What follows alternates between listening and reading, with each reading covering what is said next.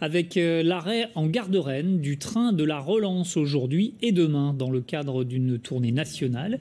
Il vient à la rencontre des entreprises de la région mais aussi des particuliers pour leur présenter les mesures dont ils peuvent bénéficier dans le cadre du plan France Relance voulu par l'État pour réindustrialiser la France et relancer l'économie.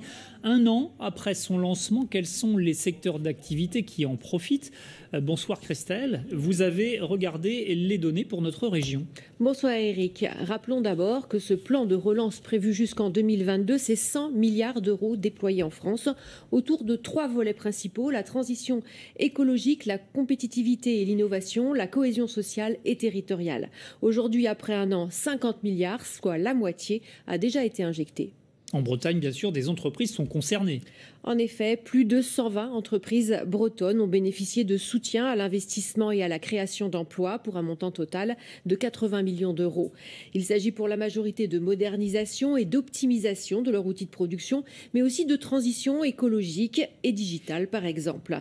L'automobile, la métallurgie, l'aéronautique, le nucléaire, l'agroalimentaire, la santé et l'électronique sont les secteurs concernés par ce plan. Alors on va tout de suite voir une illustration dans 2 entreprises du Morbihan et du Finistère. Parmi une dizaine au total dans la région, elles bénéficient du dispositif Territoire d'industrie complémentaire et qui a été intégré au plan France Relance. Reportage de Nicolas Corbard et Jérémy Leclanche. Lucie vient tout juste de décrocher un CDI chez Le Minor, indirectement grâce à France Relance. Car avec 400 000 euros de dotation, l'entreprise de bonneterie a pu investir dans son outil de travail et donc embaucher. La région Bretagne, elle, a financé la formation de la jeune femme.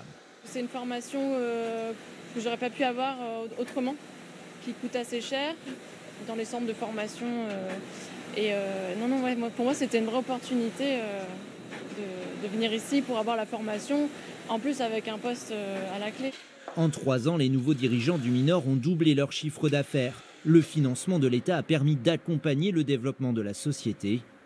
Au début de l'année, le ministre Jean-Yves Le Drian avait d'ailleurs fait ici le service après-vente du plan de relance. C'est un vrai coup de pouce parce que le fait de pouvoir financer grâce à cette subvention l'achat de matériel permet d'être plus confiant dans les embauches et donc d'accueillir plus facilement les 15 personnes qu'on a embarquées en novembre dernier. Autre développement impressionnant, celui de l'entreprise Mixal.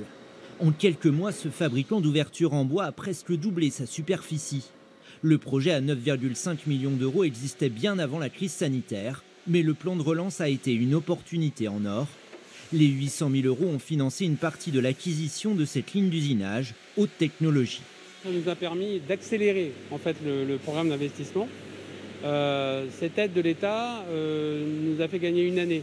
C'est une volonté très forte du gouvernement de nous aider à relancer l'économie, à avancer et à investir et à embaucher également. Comme le Minor, Mixal prévoit d'embaucher une trentaine d'emplois est à pourvoir dans les 3 à 5 ans.